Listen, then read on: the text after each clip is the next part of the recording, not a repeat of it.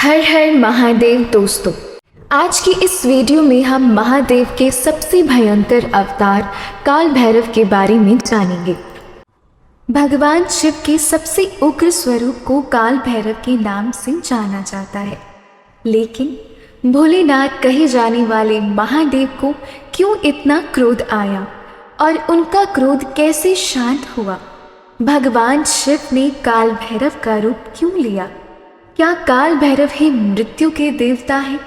अगर आप महादेव के सबसे उग्र अवतार काल भैरव के विषय में विस्तार से जानना चाहते हैं तो वीडियो को अंत तक ज़रूर देखें। अगर आप चैनल पर नए हैं तो वीडियो को लाइक और चैनल को सब्सक्राइब ज़रूर कर दें। धार्मिक मान्यता है कि भगवान शिव ने काल भैरव का अवतार इसीलिए लिया ताकि संसार में अधर्म का नाश हो सके और सत्य की स्थापना हो। काल भैरव न केवल एक रक्षक है बल्कि वे न्याय के देवता भी माने जाते हैं। उनकी कृपा से जीवन में आने वाली हर प्रकार की बाधाएं दूर होती हैं और साधक को भय मुक्त जीवन का वरदान प्राप्त होता है। काल भैरव का अवतार लेने की कथा का संबंध ब्रह्मा, विष्णु और शिव से जुड़ा हुआ है। एक बार सभी देवताओं के बीच यह चर्चा चल रही थी। इस चर्चा में पूछा गया कि त्रिदेवों में सबसे श्रेष्ठ कौन है। तब ब्रह्मा जी ने स्वयं को सबसे श्रेष्ठ बताया।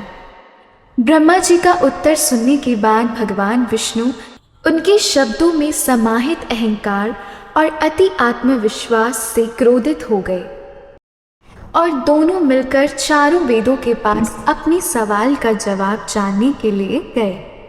सबसे पहले वे ऋग्वेद के पास पहुँचे। ऋग्वेद ने जब उनका सवाल सुना तो उन्होंने कहा कि शिव ही सबसे श्रेष्ठ हैं। वो सर्वशक्तिमान है और सभी जीव जंतु उन्हीं में समाहित है। जब ये सवाल यजुर्वेद से पूछा गया तो उन्होंने भी उत्तर दिया कि यज्ञों के द्वारा हम जिसे पूजते हैं वही सबसे श्रेष्ठ है और वो शिव के अलावा और कोई नहीं हो सकता। सामवेद ने उत्तर दिया, विभिन्न साधक और योगी जिसकी आराधना करते हैं वही सबसे श्रेष्ठ है और जो इस पूरे विश्व को नियंत्रित करता है वो त्रयंबकम यानी शिव है।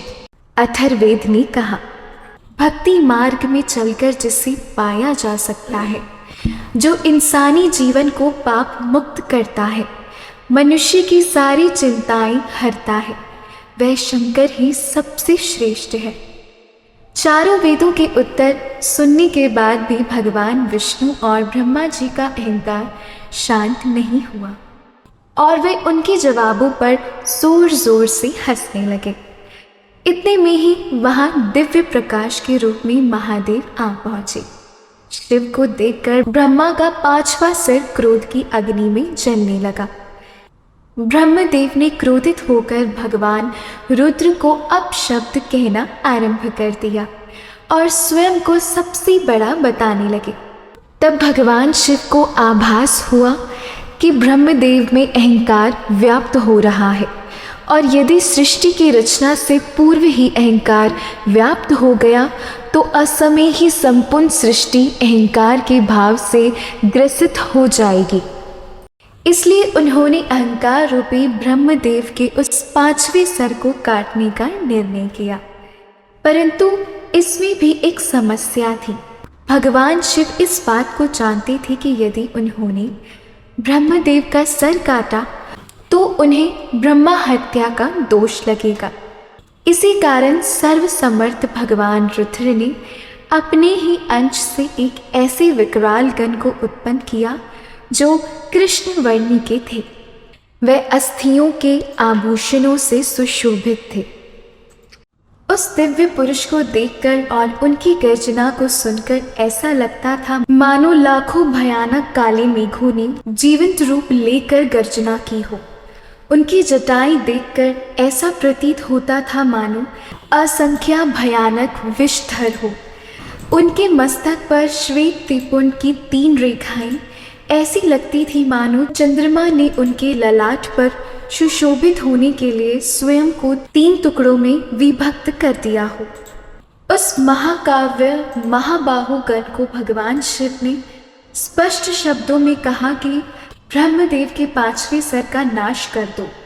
इतना सुनते ही उस वीर ने आव देखा न दाव। उन्होंने अपने नाखून के एक ही प्रहार से ब्रह्मदेव का 5वां सर उखाड़ लिया, परंतु वो सर उनके हाथ में ही चिपक गया। जब उन्होंने भगवान शिव से इसका कारण पूछा तो उन्होंने उसे कहा कि ये केवल ब्रह्मदेव का सिर नहीं अपितु ब्रह्मा हत्या है। इस ब्रह्मा हत्या के फल स्वरूप तुम्हें श्रापित होना पड़ेगा।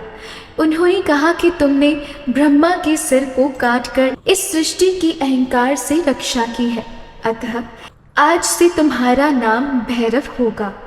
अब तुम जाओ और ब्रह्मा के इस सर को लेकर सृष्टि में विचरण करो, और जहाँ भी ये सिर तुम्हारे हाथ से छूट जाएगा वहीं तुम रुक जाना और स्थापित हो जाना। इसके बाद भैरव ने उस सर को हाथ में लेकर सृष्टि के चक्कर लगाने शुरू किए।